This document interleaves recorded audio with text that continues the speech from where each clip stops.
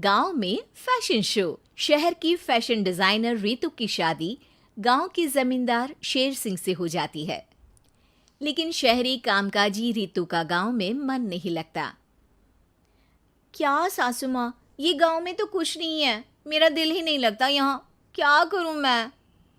अरे बेटा, जहाँ पति का कारोबार बीवी तो वहीं अच्छी लगती है ना। अब हम लोग इतने पैसे वाले हैं कि गांव में मेरे बेटे लायक लड़की ही नहीं मिली। अरे माँ, मैं तो ये बोल रही हूँ कि क्या करूँ जिससे मेरा थोड़ा दिल लगे। अरे बेटा, मैं भी शहर की थी, यहाँ आकर मैंने गांव में स्कूल खोल लिया।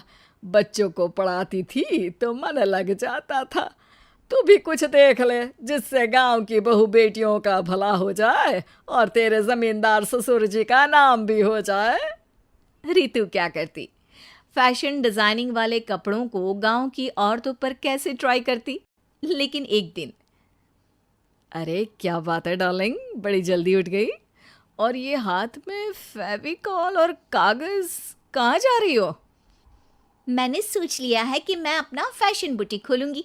गांव की औरतों को सजा धजा कर फैशन शो करूंगी और यहाँ की औरतों को भी शहर के फैशन से वाकिफ करवाऊंगी। फैशन और यहाँ की औरतें, अरे इन लोगों को तो बस चूल्हा चौका आता है। खाली समय में एक दूसरे के सर से जुएं निकालती हैं या फिर अचार पापड़ बनाती है। इन लोगों के बस की नहीं है फैशन को समझना। लेकिन रीतू मानती नहीं। वो पूरे गांव में पोस्टर चिपका देती है कि किसी को भी नए डिज़ाइन के कपड़े पहनने का शौक है तो जल्दी जमींदार की बहू से मिले। लेकिन रीतू की दुकान में 2 दिनों तक तो कोई आता ही नहीं। पर एक दिन, अरे कमला, क्या हुआ, क्या देख रही हो? ये पुतला देख रहा है दीदी। क्या दिख रहा है इसमें ऐसा? अब देखो तो दीदी, ये पुतला मेरे जैसा ही है ना, पतला दुबला लंबा, बस मैं काली और ये गोरा। तू ये बता, इस पुतले के कपड़े तुझे कैसे लग रहे हैं? अरे कपड़े तो बहुत ही सुंदर है दीदी, लेकिन तू ना बस कल इसी समय आ जाना और अपने जैसी 2-3 और को भी ले आना। अगले दिन कमला 2 लड़कियों को लेकर आ जाती है। रीतू उन लोगों को अपने हाथ के सिले कपड़े पहनाती है और घर भेज देती है।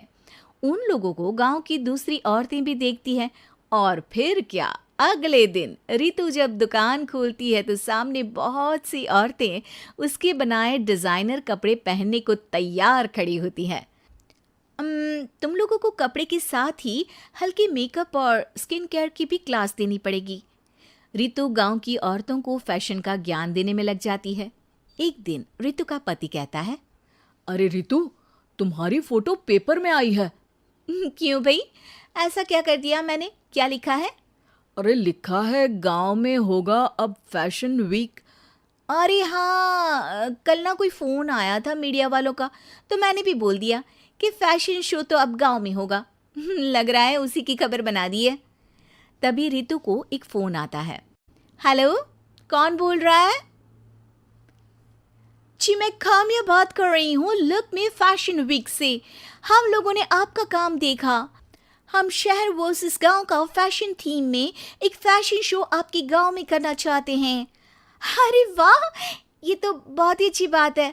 मैं अपनी मॉडल्स के साथ शो में हिस्सा ज़रूर लूँगी। बस अब क्या था, वो दिन भी आ जाता है जब रीतू की गांव की गोरी शहर की छोरी के साथ स्टेज शो में हिस्सा लेती हैं। शो के बाद, अरे आपकी वो जो कलेक्शन है ना, मैं उसकी पूरी सीरीज खरीदना चाहती हूँ। सच में आपने वो कपड़े डिज़ाइन करे जो आज के लोग आसानी से घर और बाजार में पहन सकते हैं। और बजट में भी है। हम भारतीयों के लिए तो ये डिज़ाइन बेस्ट है जी।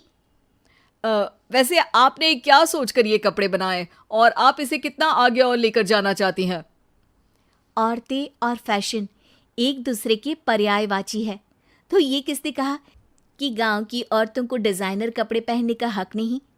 मेरा मानना है कि शौक सभी औरतों में होता है। ज़रूरत है तो बस उसे जगाने की, उनके हिसाब और बजट के कपड़ों की जो मैंने बनाए और सबको पसंद भी आए।